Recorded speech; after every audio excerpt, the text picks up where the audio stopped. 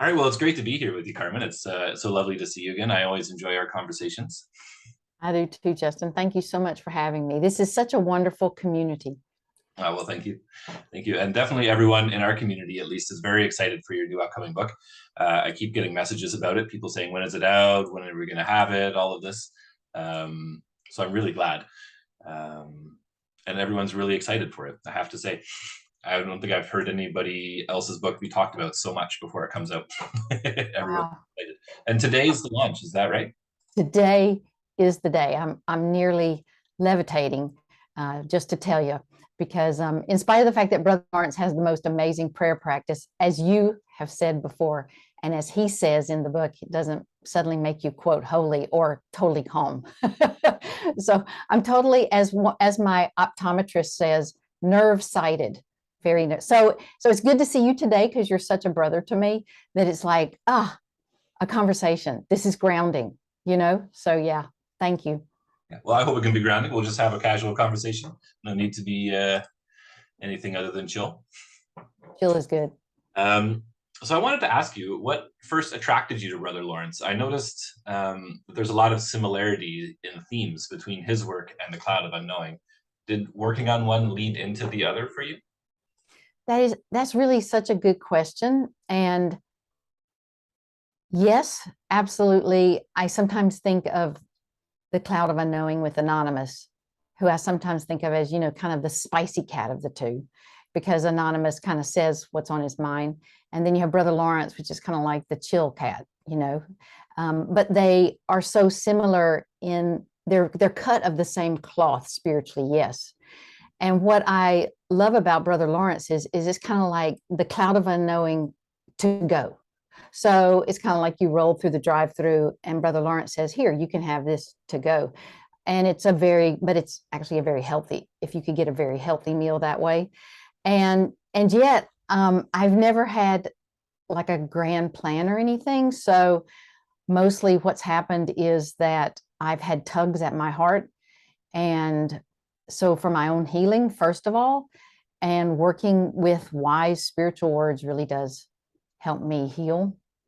And I don't really do it like I don't think intellectually, oh, if I translated the cloud, that would be healing. It's more like how you find yourself eating a meal, but you might not necessarily have said, I think I'll have this and this and this. It's just like you're eating, and it's a very much a instinctual thing. So for me, I was led to the cloud of unknowing that way. I first met it in an anthology at graduate school, and then I kind of forgot who it was. And later, when I was in real need of kind of some certain kind of prayerful healing, I was like, what was that book? And I was like, oh, and it was The Cloud.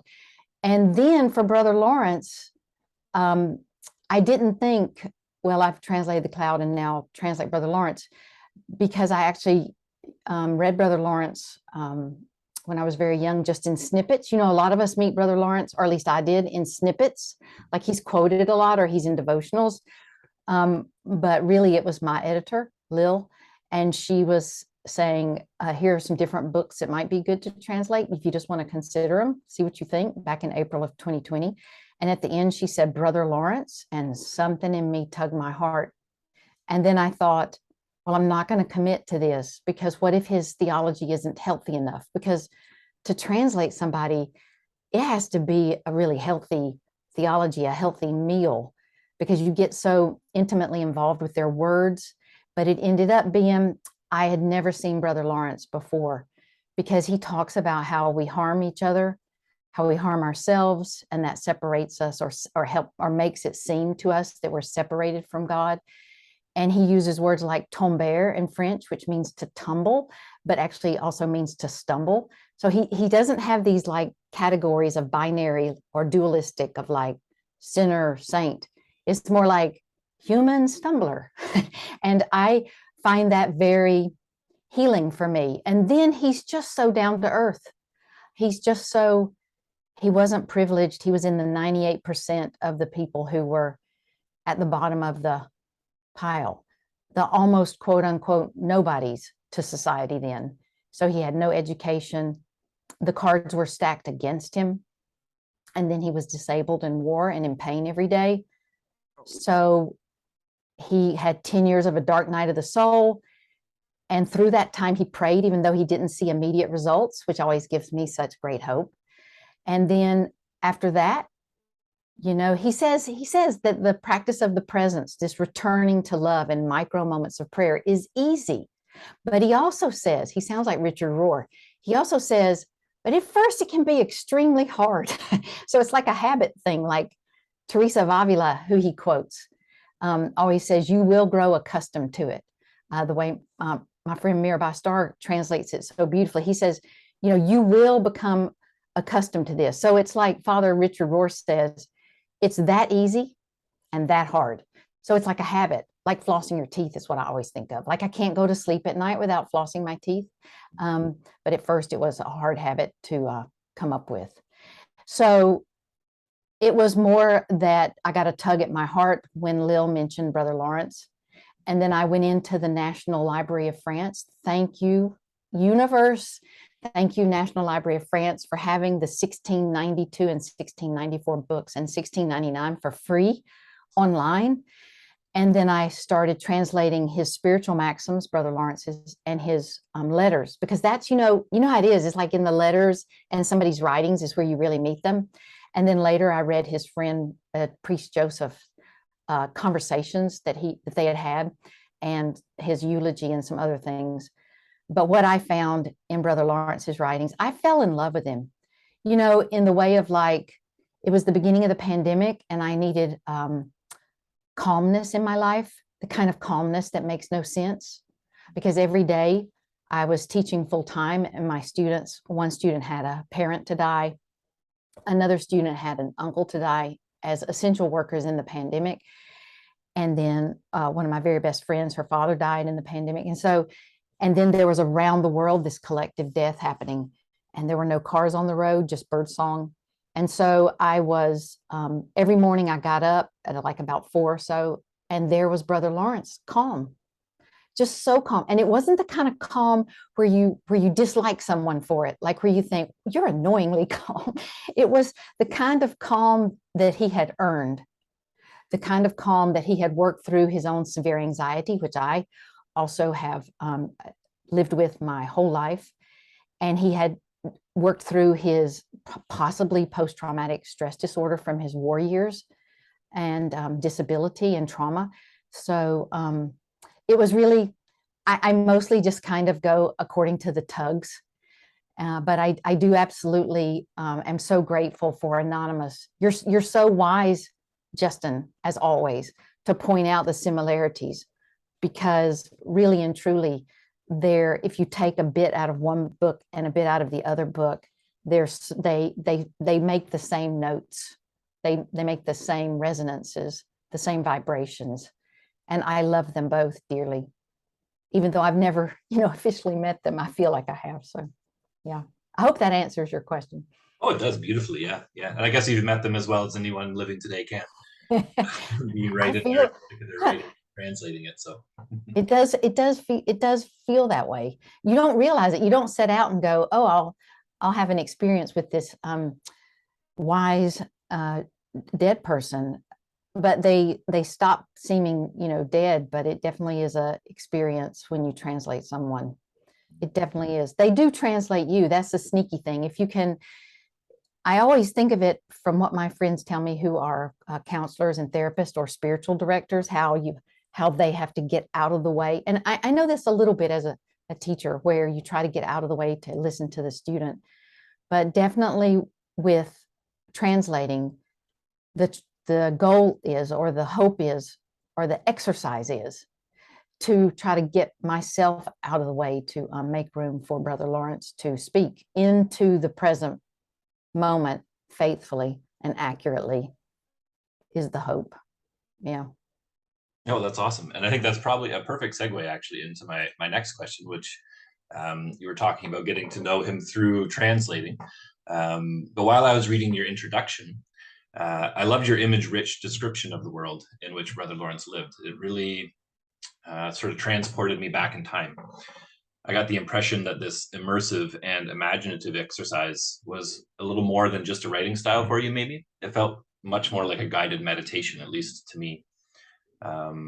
a guided meditation which seems to explore the spiritual transformation of Nicholas Herman, a common sort of man, into Brother Lawrence, who embodies the profound simplicity of Christ. So yeah, my next question for you would be, how has exploring the context of Brother Lawrence's life itself been a spiritual practice for you? Nobody has asked me that question. And I think your question is so profound that just your asking it almost doesn't need an answer. I mean, truly, it is that good of a question, because I don't know if I could have asked it myself of myself. So I'm glad. So thank you, Justin, for asking it. Because what happened was I really wanted to know. I so met Brother Lawrence's spirit in his words that I wanted to know him as a person more and fill in the sort of the gaps of my understanding. So I wanted to know not only about his life, but his context historically. And it was like falling down a rabbit hole in the best of ways. And what I found out, I mean, you find out how many books online are free, and you know how many you can get on Kindle for a pretty cheap price, like Jeffrey Parker's history of that century and such. So I just find that I found out that all of a sudden, when I started thinking of Brother Lawrence, I had never met him before when I read him in snippets. He had come across to me, and I'm sure it was partly my approach, but it was also partly that I met him in snippets. But he seemed romanticized. He was like sort of like a guru or a starets, which he was in some ways, but I don't really think that there is helpful descriptions as others, which are, he was a man who prayed. That seems to me the most helpful. And then to understand, what does it mean to be this man who prayed at this time? So when I found out, I didn't even know this. You know, just because you found out something doesn't mean you went into it knowing it. So the fact that there were climate crises then, the little ice age, and Paris flooded and all those kinds of things, and there were such famines, I knew there was inequity. I mean, you had King Louis the 14th. But then also just the fact of the wars, and the very war is never anything but cruel, but the heinous, reading the descriptions of the war. But then finding out about how Brother Lawrence wrote, I knew some of this, but wrote, you know, with a quill pen, probably from a goose feather, since he was more down to earth. Probably Joseph had maybe a swan feather or something. But the way that he, and used oak gall ink made from little knots on the trees and stuff. And then how that handwritten manuscript was taken to a printer shop, and how there were aspects of the printer shop that were loud and noisy. And just of all, first, that Brother Lawrence didn't want to be published. He didn't hardly want people to see his work too much. He was just living a hidden life. He was kind of like the anti-Instagram influencer, you know, that he was definitely living a hidden life. But the fact that because of the friendship with Joseph, the book was published, that was the first thing. But then to find out that, to study the printing process, and to find out that they had these mechanisms where they would stamp out, you know, the ink onto the type, onto the fonts and such, and that they would soak that leather in urine to keep it soft so they could reuse it.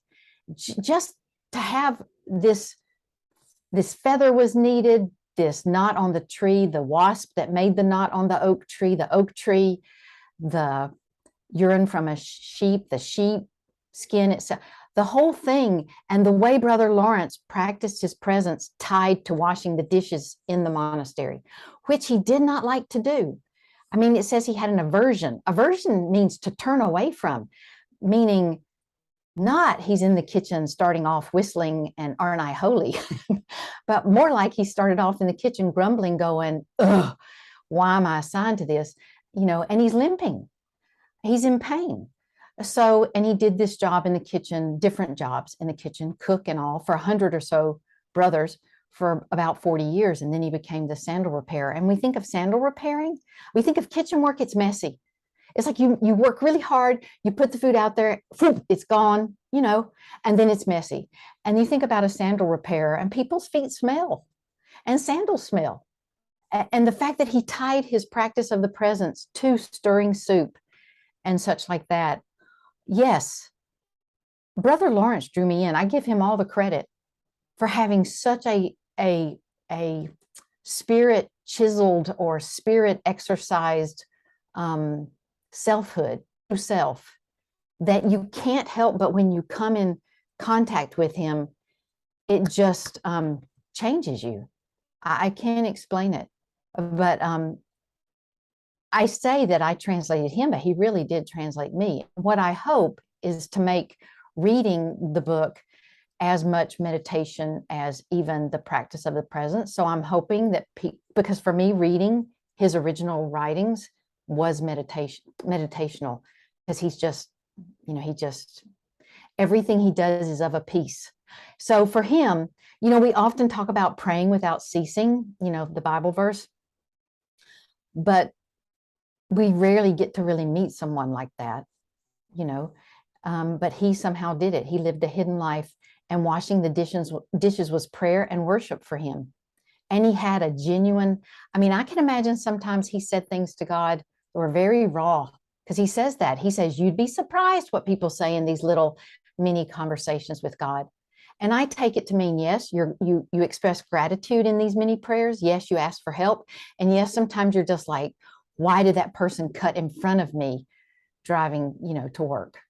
That and more. So you're very wise about that. For Brother Lawrence, there's no spiritual / secular. There's no sacred / secular. There's just, he really shows us that the binary is a figment of our imagination, a construct, that we do well to reimagine life beyond that. So that's a good, really, really, really good question, Justin. Thank you. Well, you're welcome. And it's a really, really, really good answer. So thank you. And it also leads super well into my next question. We seem to be on a roll in that sense. So my next question was that as I was reading through the book, I noticed that Brother Lawrence talks often, not just once or twice, but he talks often about turning away from created things. And that's like just turning away from created things towards God. And yet, like you just described so wonderfully, he lived this very embodied life.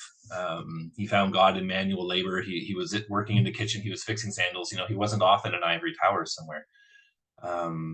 So do you think there's a balance in his thought between loving creation and not becoming attached to it? Or how would you interpret his instructions to let go of everything created? That's a good question too. I think it's very echoing with Cloud of Unknowings, the cloud of forgetting that you put between yourself and all created things. It's more letting go of attachments so that one can enter into this communion, but it doesn't disconnect us from the world. That's the thing. In fact, it connects us even more with the world, but just in a different way that's beyond the binary. So that's my answer to that. It's more a focusing on love. And so letting go of attachments, like you simply let it go. It can even be seen in the welcoming prayer or the welcoming practice, where you say, I welcome, but it's also a letting go. When you say, I welcome this feeling, this uncomfortable feeling, I welcome the love. But to welcome things, we have to let go of whatever's in the way. But in letting go or in forgetting about the created things, it doesn't mean that we forget, oh, there's an egret I see right there. But it is a letting go of our attachments, because we have so many attachments. I was talking with Lama Yeshe Rose the other day, and she was talking about how very Zen Brother Lawrence is in the respect of this attachment, of letting go of attachments, and in that way entering into this divine, really, communion, and then having deeper interconnectedness. I'm not sure I can explain it further than that. It's almost, to me, something that is much easier to experiment and to experience than it is to describe. And I'm not saying I have the answer on it, but I definitely know every morning when I get up, I think today's another day for spiritual experimentation, in the sense of, as Paula Darcy says, God comes to us disguised as our life. So every day I think the spiritual experiment is, how do I make this, like the fact that I got up at 3:30 this morning out of nerve-sightedness, how do I turn that into the path? How do I let go and forget about created creatures in order, though, to realize my interconnectedness more with the divinity, with you, with all others, and with myself? So yeah, that's a good question. That's a deep question. Yeah, and I love your answer. I think you're right on with that. I mean, when when I think about turning away from created things, there's something, as you said, about attachment, and I think attachment is exactly the right word there. That it's when we become attached to created things, and when we become attached with our own sort of prejudices and all that. You know, we have a certain expectation of how life is supposed to go, and then Yes. it's not how it goes. Yes. Right? Life never Yeah. goes according to our expectations. No.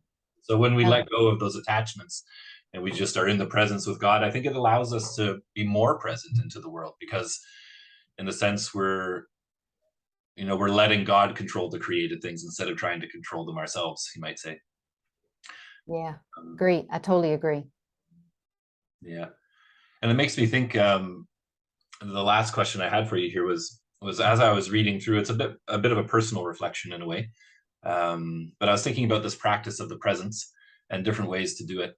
And it made me think about when I was, as you know, I spent years studying with an Ojibwe elder, an Indigenous elder.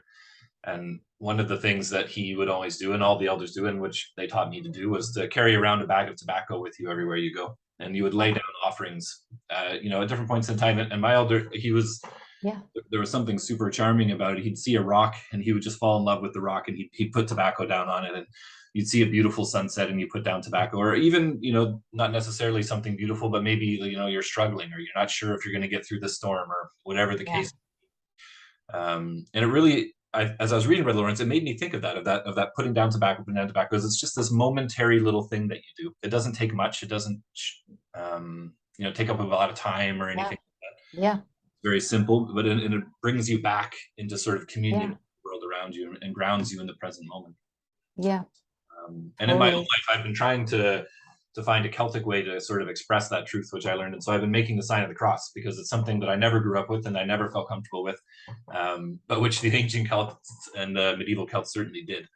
Um, and I've been using it in the same way when I see a pretty sunset, or when I feel like I need some help, or any of those kinds of situations. And I find it grounds me back into that presence. And I was just wondering if you had any insights about using sort of embodied practices to connect with the presence. Brother Lawrence seems to do it just in his heart and mind, which is a perfectly good way to do it. But I find sometimes a tangible thing is helpful. Does that resonate with you at all? Oh yeah, no, I mean, absolutely. I love the tobacco. I mean, from your background in the indigenous community. And I love also the cross. I know Al Fritsch of Innisham, who I translated, definitely did the sign of the cross. So I think also definitely that is one of the things. I think probably also Brother Lawrence saw stirring the soup as that. If that may, I can't explain it, but I think he would have conceived of it that way. But I know what you mean, because sometimes we're human beings, and it helps to have a little extra something embodied. So for me, for example, going for a walk is one of the ways. Just having being fortunate to have the legs in motion and to be out in nature is one way. So I definitely think this is what I love about these paths, is they're very personalizable. And also we change. And so we do it one way one day and another way another day. So yeah, I actually think there are so many ways. Like I sometimes like to kneel at the end of my bed on a little cushion, not a cushion, but the thing you use in the garden, I use sometimes, and I'll kneel on it, or have kneeled like on the floor, the full prostration. And there's just something about the bodily element of it that is very educational without words. There's just something educational about, here I am on the floor. So yeah, I hear you. I think it's very valid. Absolutely. Yeah, very, in my experience. Yeah. Well, that's awesome. Thank you so much. I think we're coming to the end of our time now, but before we wrap up, I was hoping you could tell people where they can find your book. And you're leading some workshops about it too, right? Can you tell us a bit about those? Oh yeah. So Where they can find everything, and thank you for asking, is at either www.carmenbutcher.com or at Linktree, and that uses all three of my names, Carmen Acevedo Butcher. And either of those places also has links to workshops and stuff, like for Contemplative Outreach International, and for Keith Christich. He's having an interfaith also gathering, and some other things. So yeah, I would love to have people join in, and you know, the community of spiritual seekers is so really important. It's so diverse and so helpful to have people alongside each other. All of us really is helpful. So yeah, thanks. But they can also go to www.carmenbutcher.com, and it's at all bookstores everywhere. Awesome. Well, thank you so much, Carmen. It's been lovely to chat with you. Thank you, Justin. It's always a joy to be with you here. For sure. Bye.